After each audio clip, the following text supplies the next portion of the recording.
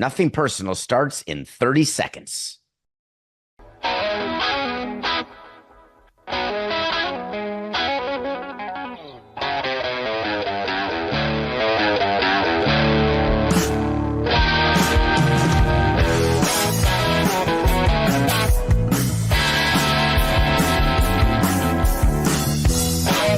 It's just business.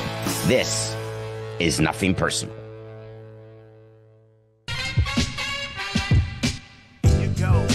Here you go.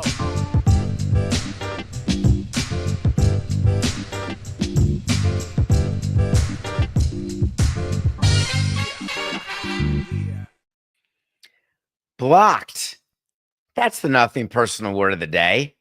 It is Thursday, December 19th, 2024, and Nolan Arenado has blocked a trade to the Houston Astros, going from the St. Louis Cardinals, who have been very clear that they have no interest in him continuing to be on the team, not because they don't love him, not because he's not playing well anymore, simply because the Cardinals are in a totally different mode than they've been in what feels like since before the Mark McGwire days.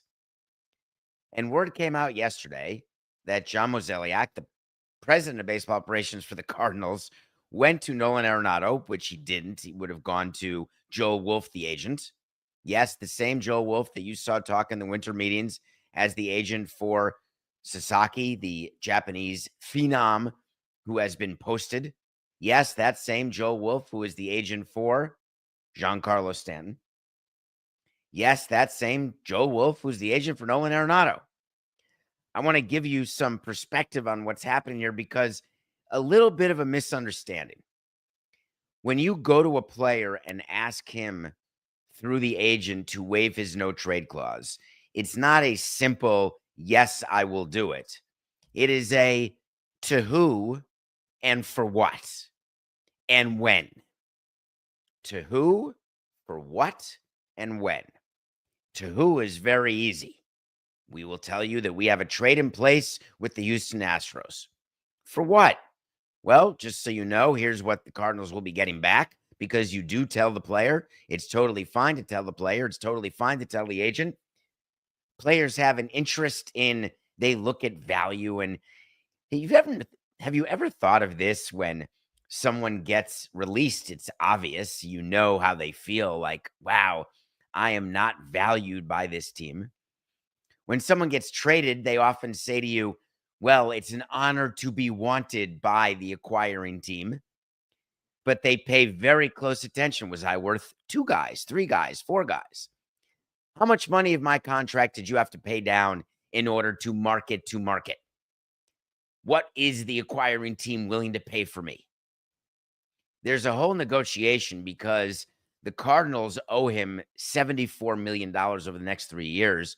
And the question is, how much of that do they need to pay?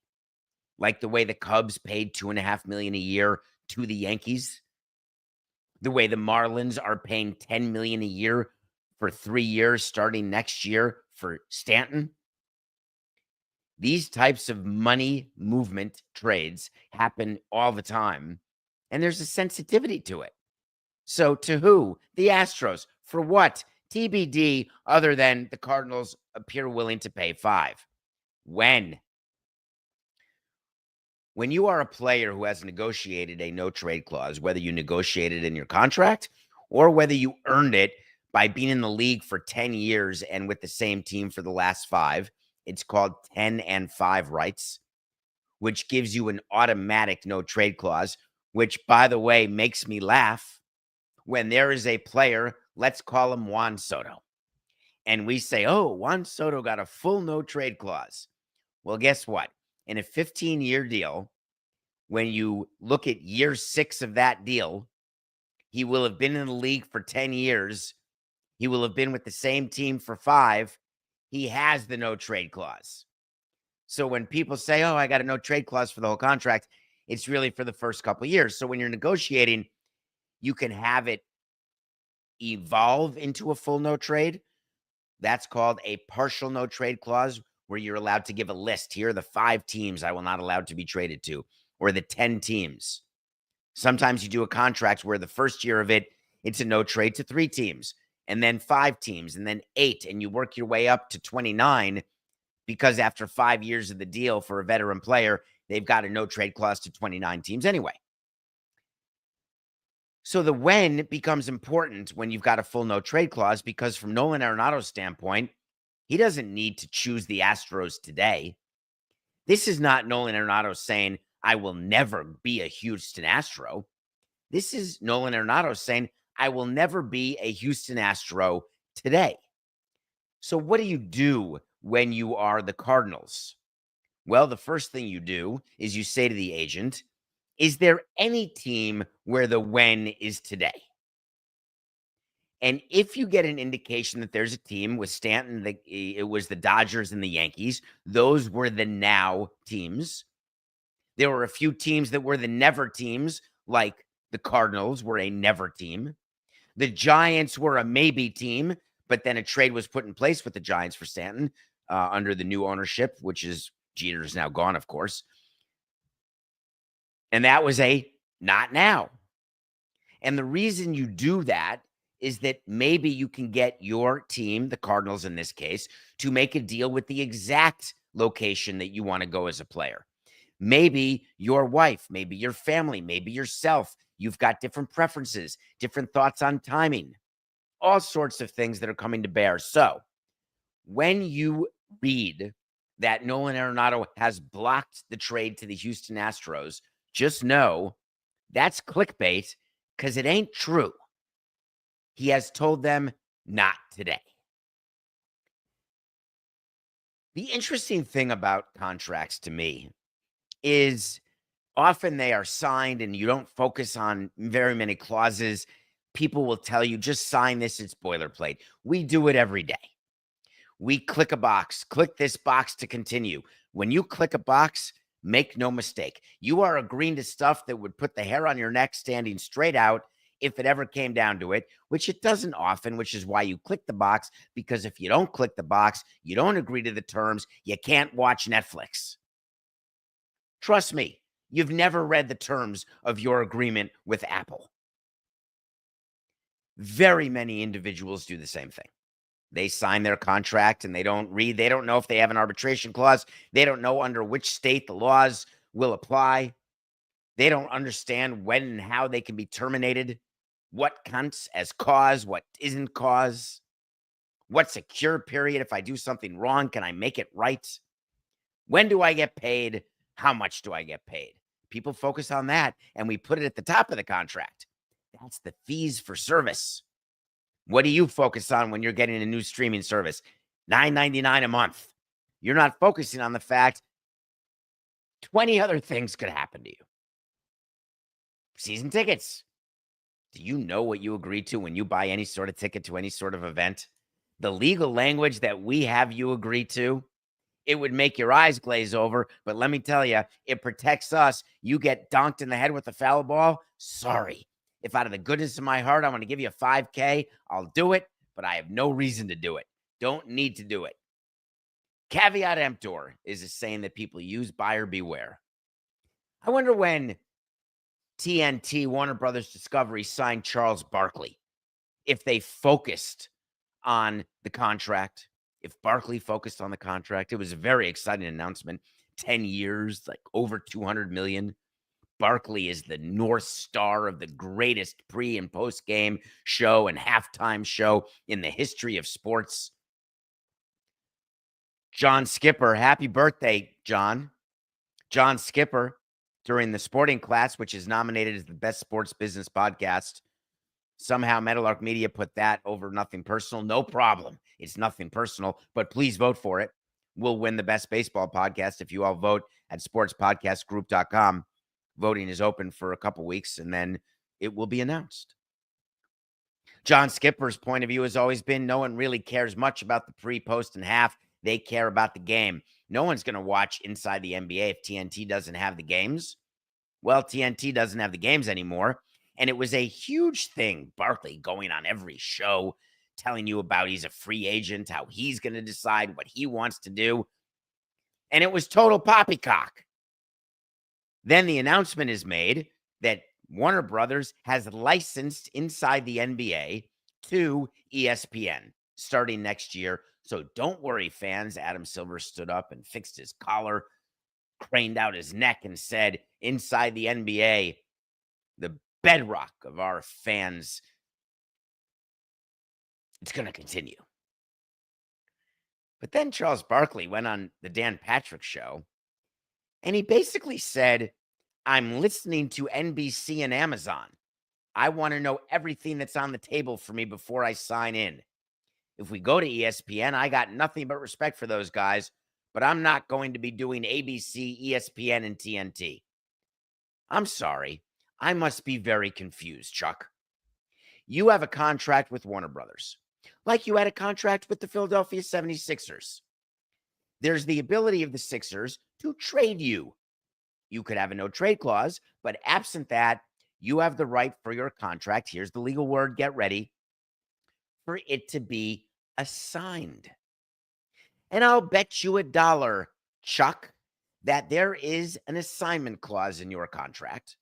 Because if there's not, then Warner Brothers may be the least competent organization in the history of companies. And I don't think that's the case. An assignment clause would say that Warner Brothers is signing you up to a contract, and we have the right to have you do this show Inside the NBA, and we have the right to assign that show to whatever platform we choose. It can be on Max. It can be on Apple TV. It can be on Disney Plus. It can be on the Nothing Personal with David Samson YouTube channel.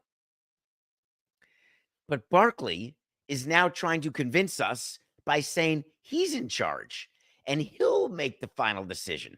Except when Disney paid for the license, I promise you that the contract, the license agreement, in that agreement, Warner Brothers did something called a representation and a warranty, where they promised, cross my heart and hope to die, and my fingers and toes are not crossed, that I've got the right to do what I'm telling you that I am doing and that I'm obligated to do under this agreement. I've got the right to license Inside the NBA with the talent that's there, and I am giving you, selling you this license, is what they said to Disney.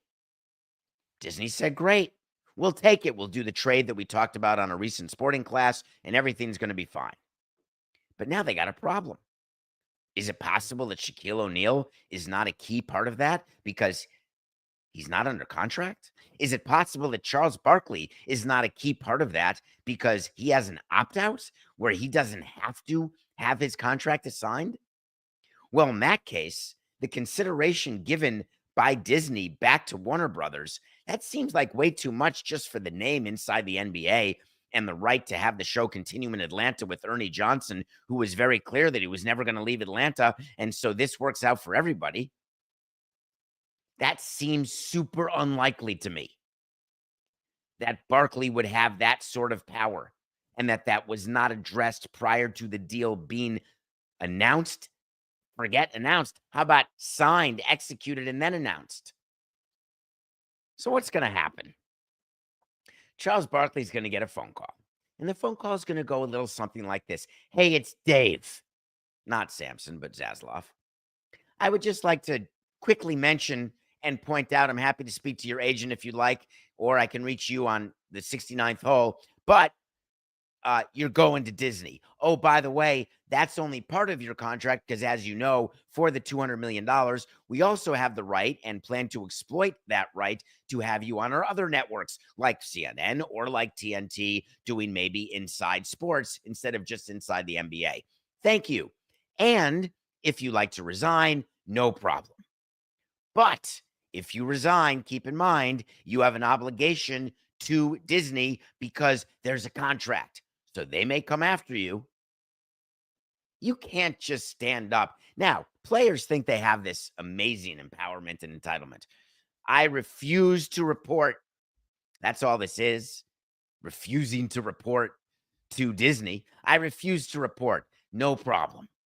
We have it right here in the collective bargaining agreement, right under RTR. Refuse to report. Here's what can happen. We're going to fine you. Then we're going to fine you more. Then we're going to suspend you. By the way, we're not going to pay you. Good luck. Oh, and you can't do anything else.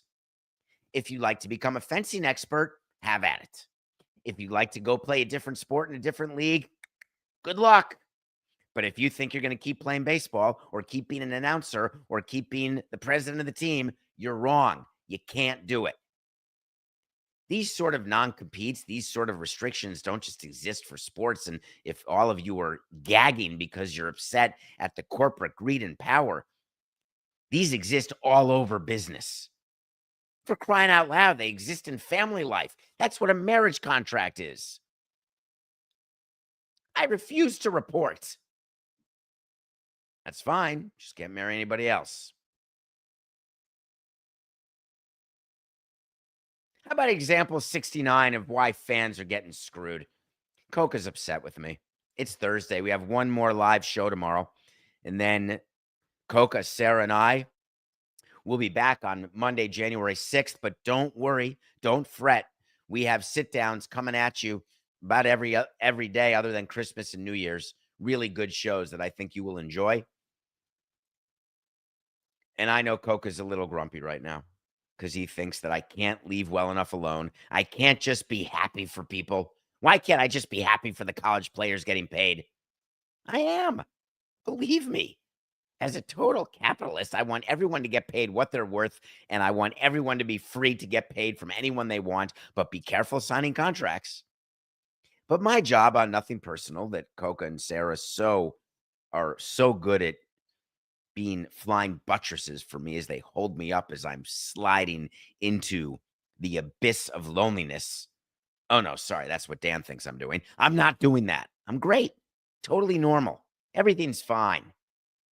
But remember, I told you that you're going to end up paying anytime there's a price increase. The price of fuel goes up because they're fighting in Washington and they're doing all sorts of political maneuvering. And all of a sudden, there's a supply demand issue. Guess what? Fuel goes up. You look at plane tickets. Fuel surcharge. Rent a car. Fuel surcharge. Go to the pump.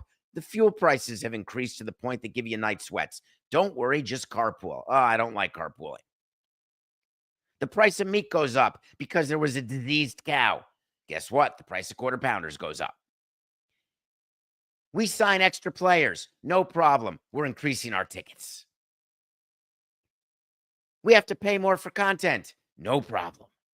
You'll have to pay more to watch it. Alabama's a funny place. They hired a coach. Remember? It was like March. They hired DeBoer.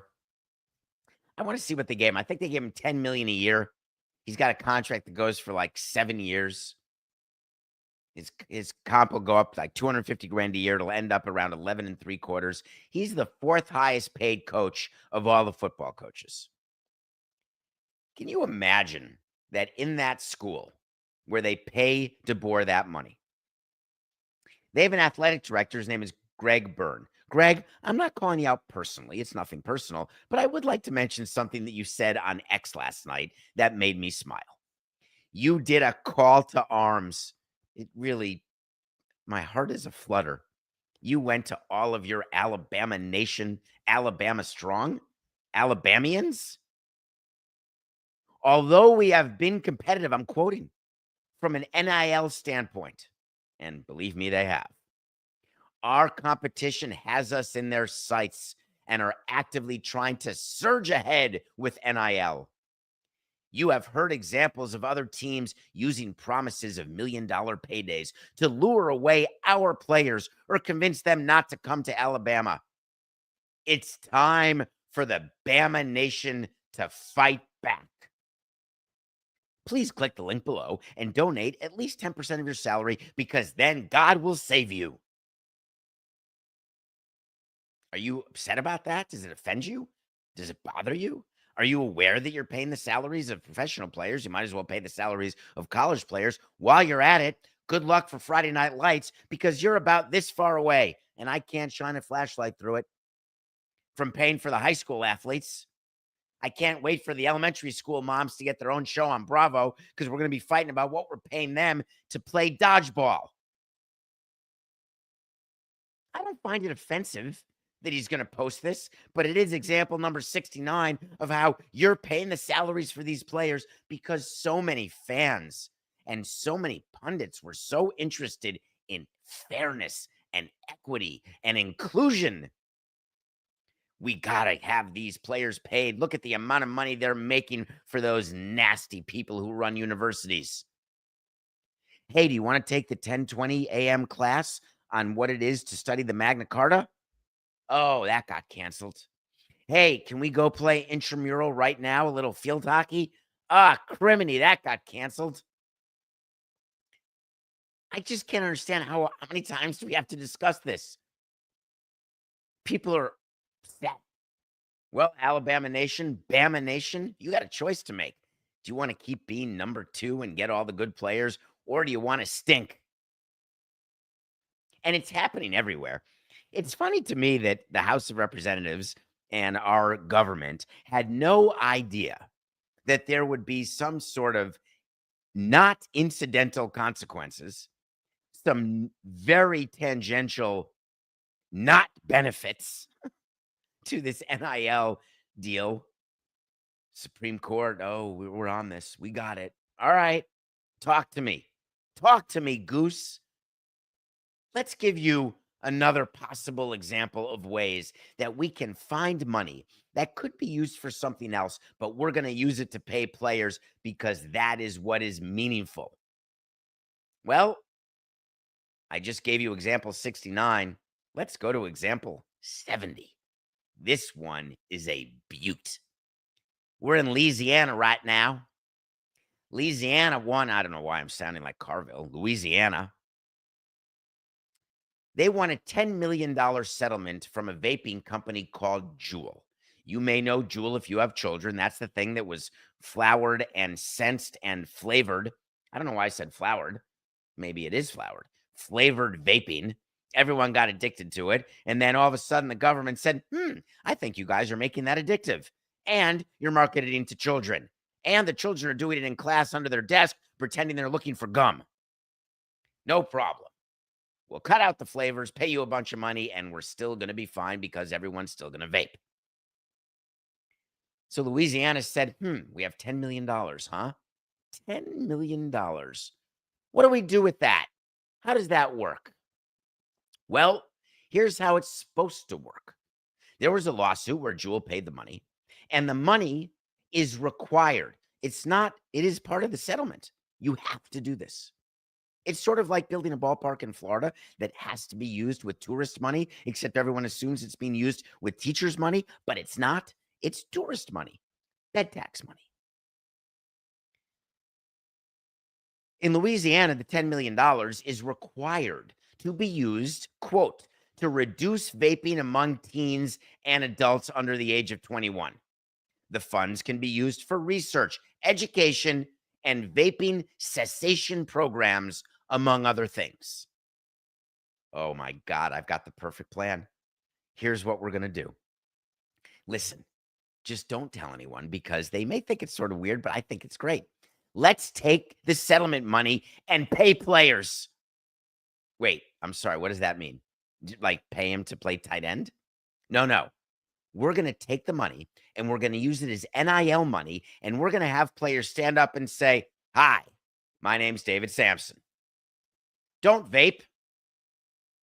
Are we good? One other take? Hi, my name's David Samson. Don't vape too much. Is that unbelievable?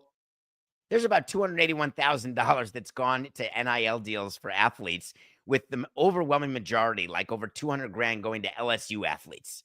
They split up a 60 grand among schools like Grambling and University of Louisiana Monroe, Northwestern, not the one in Illinois, Southeastern, not the one in Boston, and McNeese, yeah, the one with McNair. Yeah, they got a few, but LSU, that is the bread and butter of Louisiana.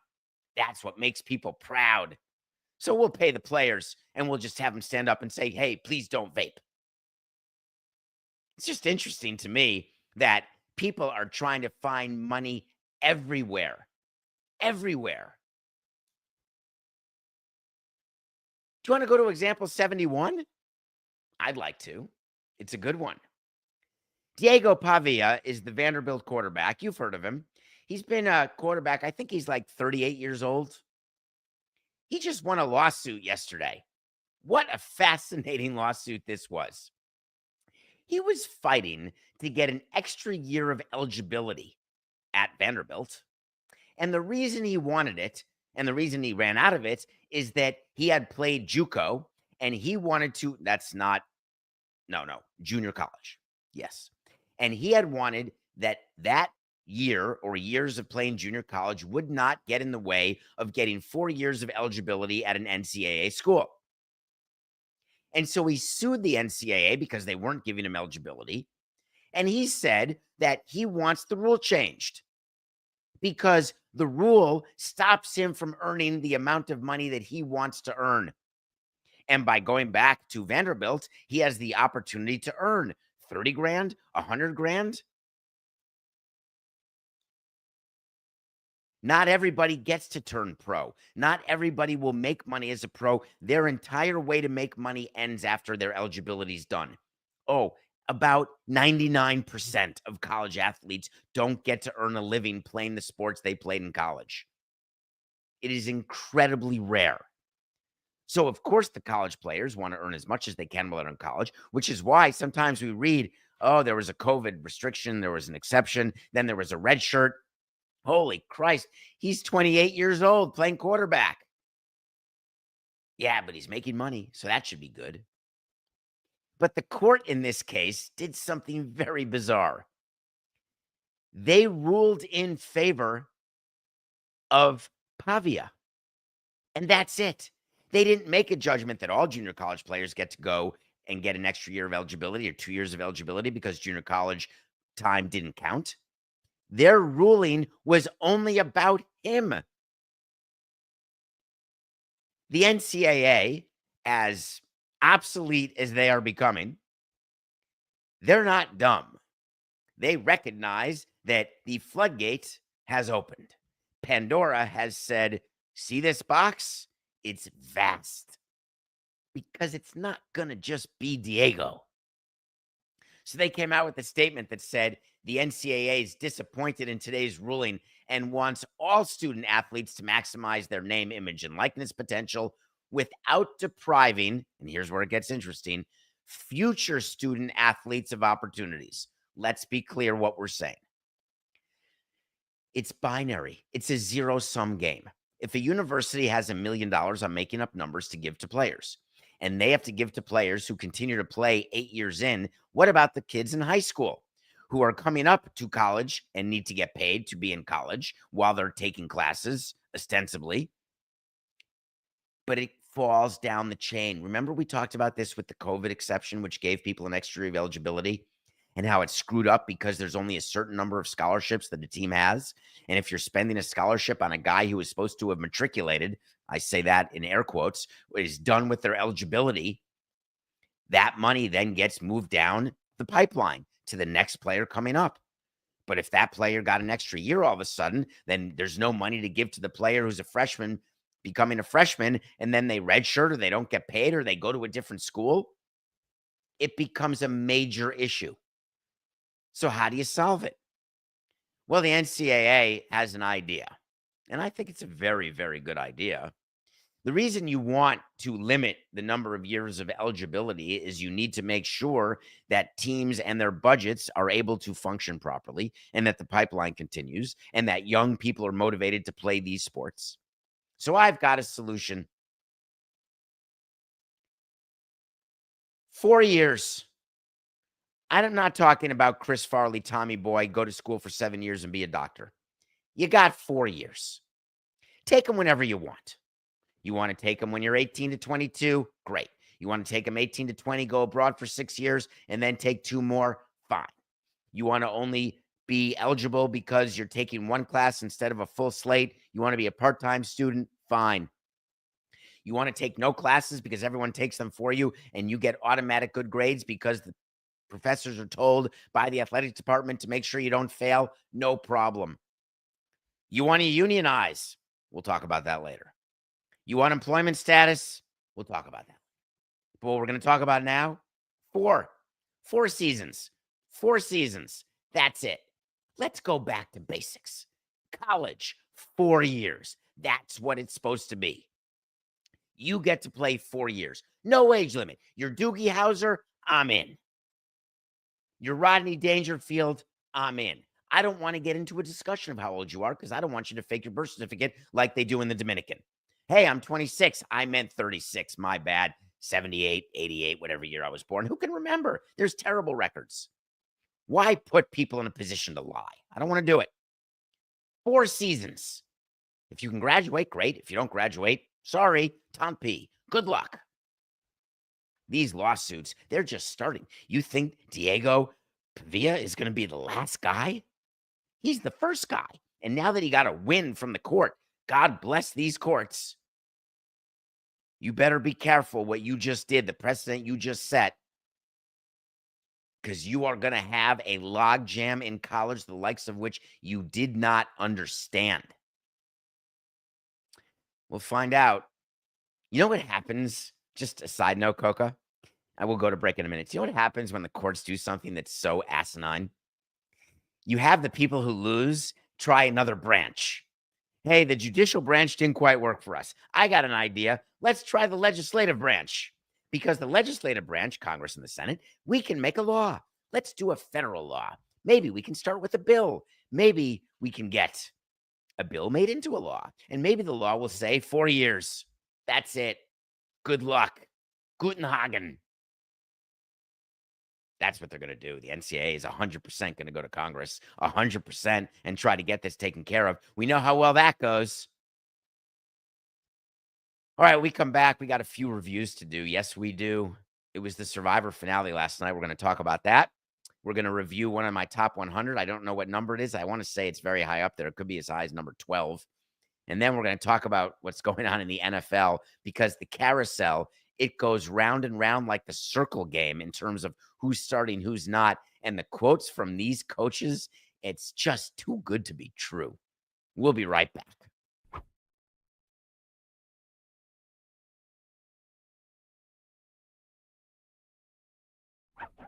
And the seasons, they go round and round. The painted pony goes up and down. Hi, are we back, Coca? Hello, it's David Samson. How are you? Welcome to our Thursday show. Thank you for downloading, subscribing, voting for us. All the accolades that you give to Pablo, we love getting them too. Truly, thank you. I got to watch No Country for Old Men again this week because every Thursday, until we're done, 100 Thursdays that we do a show like this, we're going to review a movie from my top 100. Now, Coca, we have an interesting thing going on because while I'm away, I'm going to be making my new top 100 because I update it each year. And it will be on davidsamsonpodcast.com. It already is. You can check it out. The changes will be made. And if we haven't reviewed a movie from the top 100 that's then out of the top 100, but we put in a movie that is in the top 100 that wasn't, that we've already reviewed this year, then I don't think we need to review it again. So it may not be 100 straight Thursdays. Riddle me that. Javier Bardem is the greatest villain of all time. Period. At me all you want, David P. Samson. I'm good. Goldfinger. Nope. I don't even know who that is. What a movie. What do you do when you find a bushel of money? You hide it? You tell your wife to go the other direction? You figure no one's going to come looking? Well, if you happen just in the course of your life, and I'm not sure it's going to happen to you, but JIC, I'm not talking about finding a penny, pick it up, and all day you'll have good luck. I'm saying you go to a murder scene in the middle of the desert, no one's around, and there's a duffel bag of money. I can't imagine what could go wrong. And in comes Woody Harrelson. Believe you me, a lot went wrong for Mr. Brolin. So here's my suggestion. My suggestion is that you watch No Country for Old Men and recognize why it's number 29 on my list and why I don't know how not to put that higher in next year's list. It was better even this time, and I've watched it 5 times. Check it out. No Country for Old Men. Let's talk about we got to do the random number generator, Coca. Can you put that on the board here on the Nothing Personal with David Samson YouTube channel? It's broken? What does that mean? How did it break? Well, whoever gave this to us, could you please get in touch with Coca on davidsamsonpodcast.com and fix this amazing thing that I've been telling you is so great for all of these weeks that now broke? It can't be user error because Coca's never had user error. But there you have it. What are we reviewing next Thursday? The Breakfast Club. I'm going to watch that on my flight. I have the longest flight in the world coming up this week, Coca. It's the longest nonstop flight in the world. I don't need to disclose where I'm going. Google. It's long. The Breakfast Club. Isn't it weird that the person who won Richard Hatch Survivor in 2000, the first ever Survivor, won $1 million, and Rachel, who won Survivor last night, spoiler alert, won $1 million? Where's the inflation? Come on, CBS. Nah, I'm just kidding. $1 million is $1 million. You're a millionaire. A millionaire. I mean, we can talk about taxes if you want, but it's close. You know what's great about Jeff Probst, other than everything? The ability to continue to find ways as the producer, the showrunner, the host, the heart and soul of Survivor, to find a way to continue to make it interesting. The greatest social experiment that's ever been done.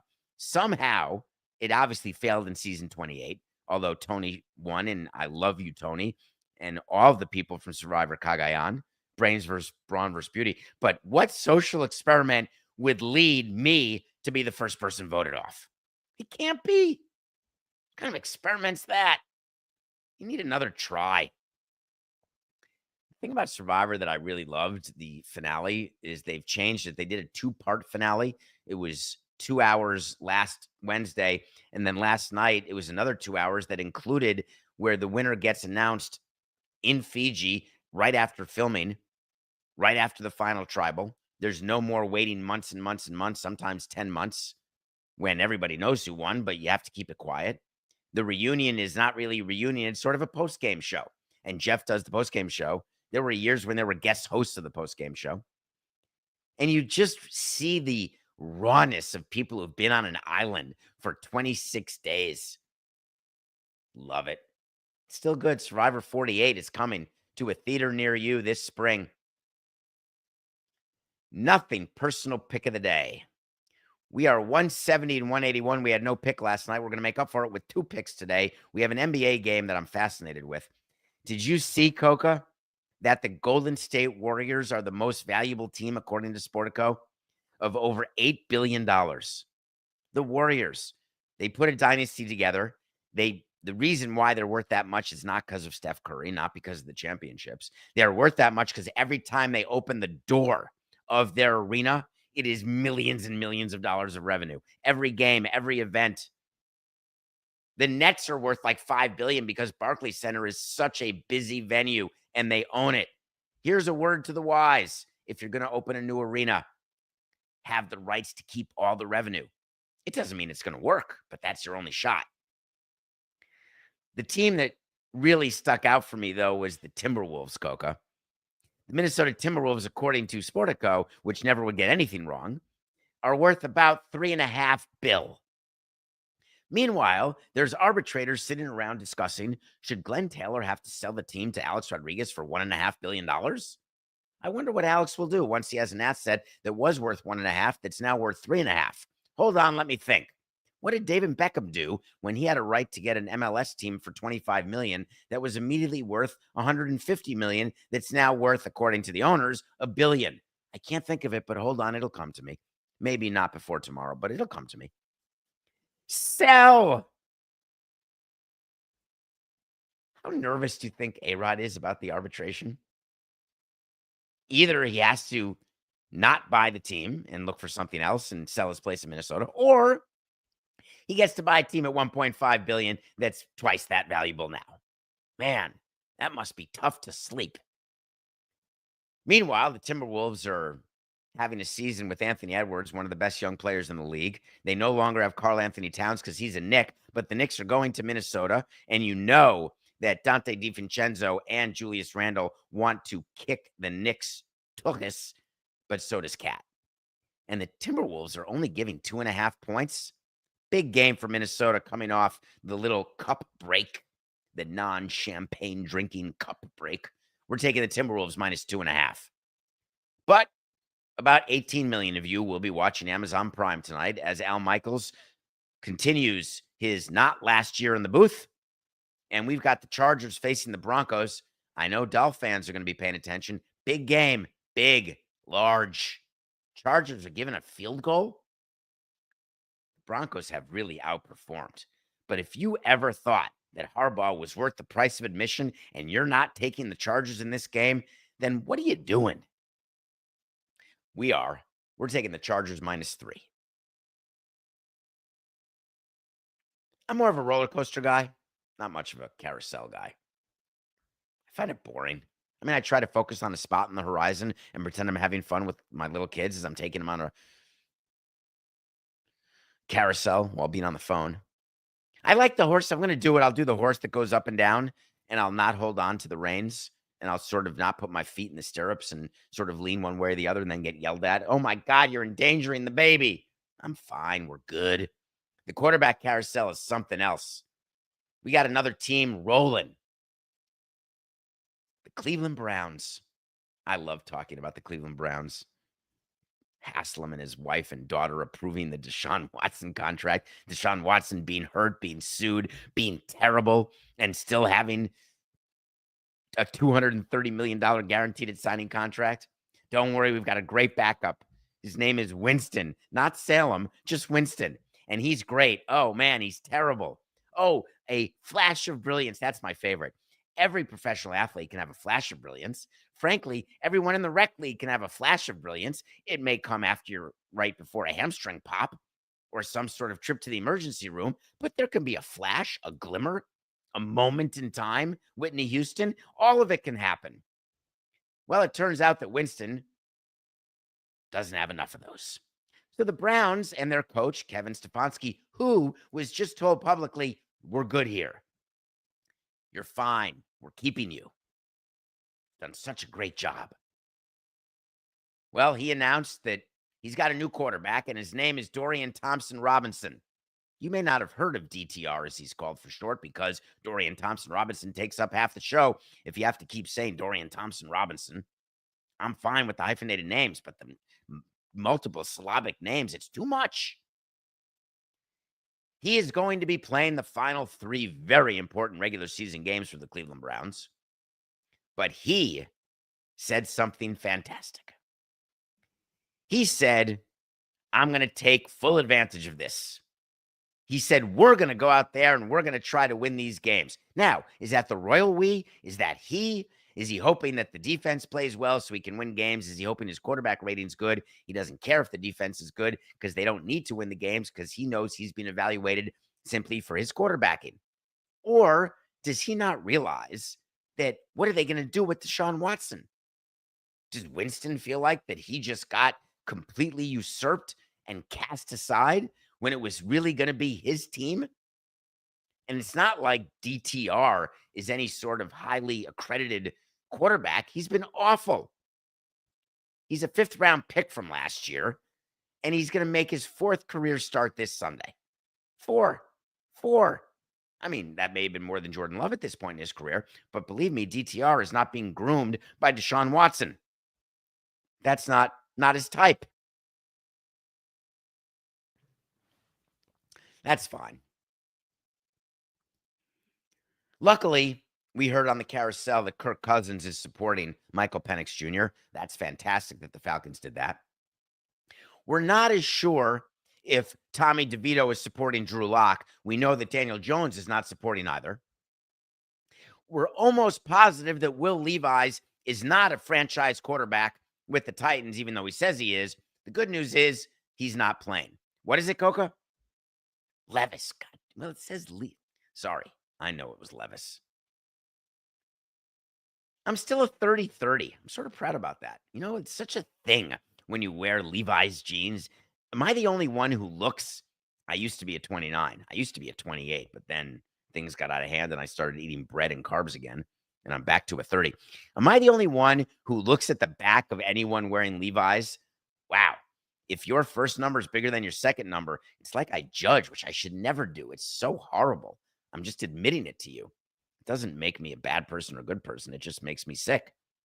Not like angry sick, like I sick. Levis.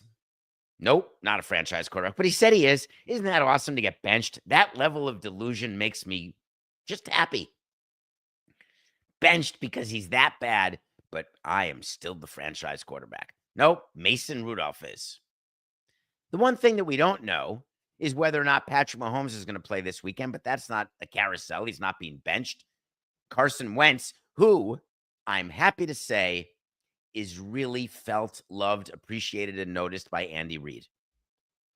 The coach of the Kansas City Chiefs trying to go back to back to back when Patrick Mahomes had the ankle issue, high ankle sprain, where I have a wait to see that he's not going to play the next 2 games, which happen in the next 6 days.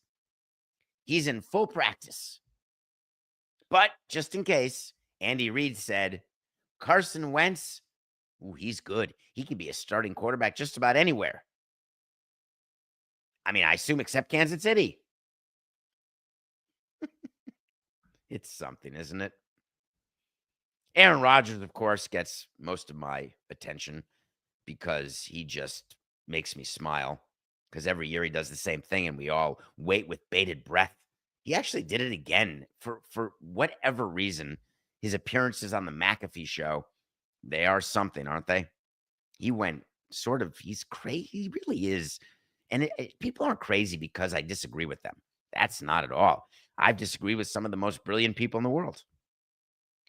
Crazy is just, I view delusion and crazy almost as synonyms, even though they're not. And I don't mean clinically crazy. I don't know anything about Aaron Rodgers. I just know rumors. And I don't mean Fleetwood Mac.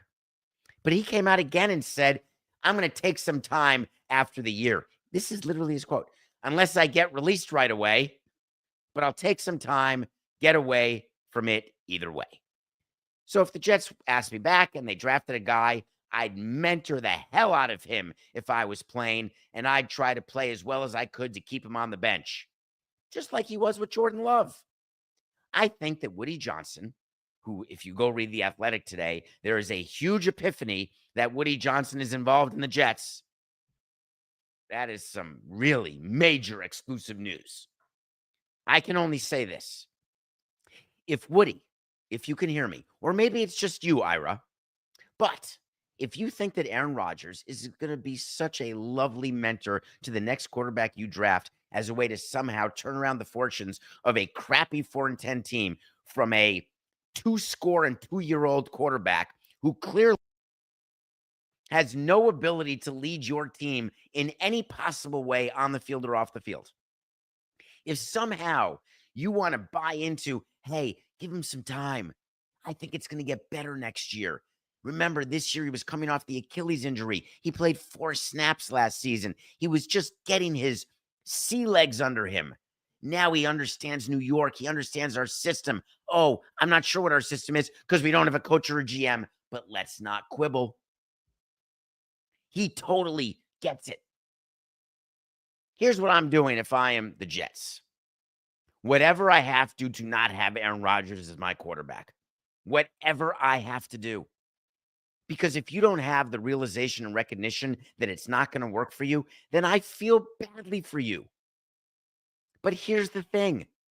They don't have the cojones. Woody Johnson has like Aaron Rodgers fog.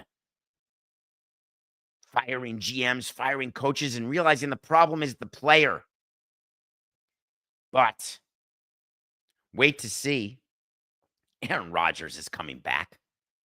You think Aaron Rodgers is going to walk away from his money that he's going to make next year by coming back? He's going to make the Jets release him. And you think Woody Johnson's going to release him when Aaron Rodgers walks right into his office? Woody, my man, I've been carrying your water while you were in the UK. I'm making sure that everybody is up to date with their vax. I am taking care of business on and off the field. And you're going to release me? Oh, sorry, Aaron. My bad. I was thinking of somebody else. I was thinking of Salah. That's who I was thinking of. Of course, I'm not going to release you. Wait to see when we tell you something's going to happen. If it does, great. If it doesn't, fine. We revisit each of them, and you can find it on davidsamsonpodcast.com. And here it is. Aaron Rodgers will come back. Well, that's going to be it for today. I do appreciate your time. Make sure you tune in tomorrow because we're going to be back. We're going to have an update on our resolutions because it's the end of the year. We're going to have our top 5 movies that I've watched this year, and we are going to say goodbye to 2024 together. But that's not till tomorrow at 8 a.m. Until then, it's just business. This is nothing personal.